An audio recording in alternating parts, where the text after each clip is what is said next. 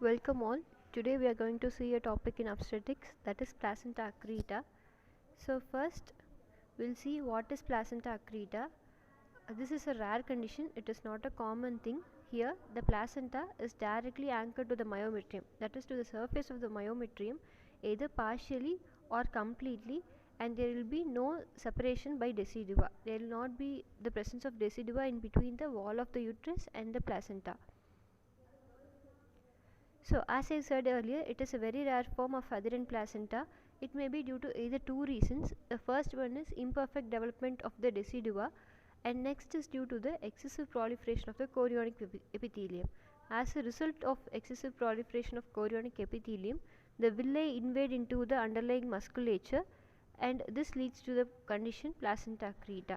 And sometimes even it may perforate through the uterus, reaching the peritoneal surface and also to the other organs such as urinary bladder. Here there is no line of cleavage, that is decidua basalis is absent here. As you can see here, this is the normal placenta. Here this is the placenta, this is the decidua basalis, and this is the uterine wall. Between the uterine wall and the placenta there is presence of decidua, and in case of placenta accreta there is no decidua in between and it is anchored to the myometrial surface. And in case of increta, the placenta invades into the myometrial wall completely, and in case of percreta, it invades the myometrial wall, reaches the uterine serosa, and it may enter into the peritoneal surface and also attach to the other organs such as urinary bladder, nearby structures. So this is the condition of placenta accreta, increta and percreta is shown here. So next is the cause. As I said earlier, the probable cause is due to the absence of decidua basalis or the poorly developed fibrinoid layer. Next is the risk factors. So most important one is the placenta previa. What is placenta previa in the sense? Here the placenta covers the opening of the uterus, that is cervix, completely or partially. That is, placenta is present in the opening of the uterus, cervix, at the region of cervix. Mostly placenta accreta is associated with placenta previa conditions. And the second risk factor is the prior caesarean delivery. In case of prior caesarean delivery, a scar tissue may be present in the C-section. So in that C-section scar, placenta is firmly attached, and that leads to placenta accreta or other types.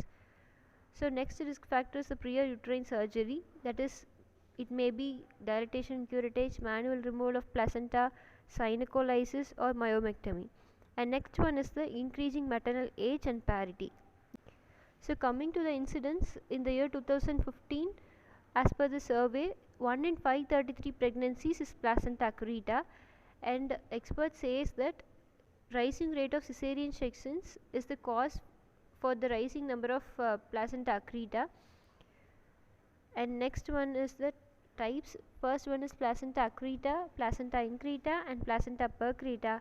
As I said earlier, it's just placenta accreta in the sense placenta gets firmly attached to the surface of the myometrium and there is no separation of uterine wall and the placenta in between by the decidua basalis. And next one is the placenta increta. In placenta increta, the myometrial wall is deeply invaded by the placenta. In placenta increta conditions, the myometrial wall is deeply invaded by the placenta, and in placenta percreta conditions, the myometrium is completely invaded and placenta reaches the uterine serosa, and sometimes it may perforate and reach the other organs such as urinary bladder also. So here this is a scar tissue, consider this a C-section scar or something, some scar is present here, and this is the placenta. In case of accreta, it is just firmly attached here. In case of increta, it invades the scar, that is invades the myometrial tissue, and in percreta it completely perforates the myometrial layer and also the uterine serosa and comes out to the peritoneal surface. So next is the signs. In some cases, bright red vaginal bleeding is observed. There is no pain, and this could be a sign. So next one is the diagnosis. Diagnosis is done by ultrasound imaging, color Doppler and MRI. So pathological confirmation. Pathological confirmation is done by absence of decidua basalis, absence of Nitabux fibrinoid layer, and there is varying degree of villi into the muscle bundles or up to the serosal layer. So next is about the complications. The first complication is hemorrhage, as it invades to the uterine wall, and when it is separated or when it gets separated naturally or artificially, there will be massive loss of blood leading to hemorrhage. The next one is shock, and next one is infection, inversion of uterus. Consider a polythene bag is taken upside down, and to the base of the bag you are attaching something firmly, and you are trying to pull the thing which we've attached. What will happen? Obviously the base of the polythene bag will come down. The same thing happens in the uterus also.